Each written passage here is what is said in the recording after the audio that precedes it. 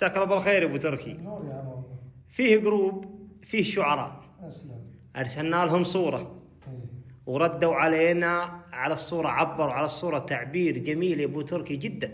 كالعاده دائما متالقين. الصوره عندي والابيات الان عندي، التقييم عندك يا ابو تركي. التقييم في الجوله هذه ما اقدر اقيمهم. افا خلني اخر واحد. وش السبب؟ يمكن صار في انفسهم شيء يقولون انت ليش تقيمنا كذا وليش تقيمنا كذا، خلنا على راحتك. ذمي يا ابو تركي. خلني انا اخر واحد اقيم انا. التقييم الان لمن طيب؟ المتابعين. وتقييمك انت يكون اخر واحد؟ اخر واحد. بيض الله وجهك، بكره يعني تقييمك. بكره نعم. بيض الله وجهك. نبدا. بسم الله.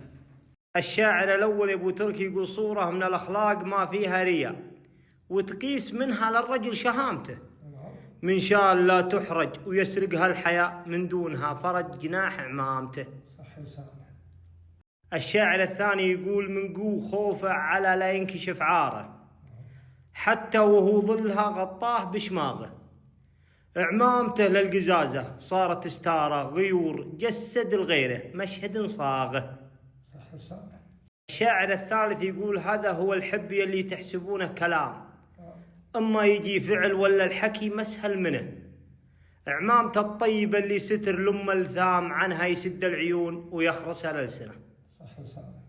الشاعر الرابع يقول: دون الكرامة ودون الجادلة السمراء، وجيهنا دونها والموت من دونك، غطاك عن عينهم بشماغها الحمراء، وانتي من اول حمر الدم لعيونك.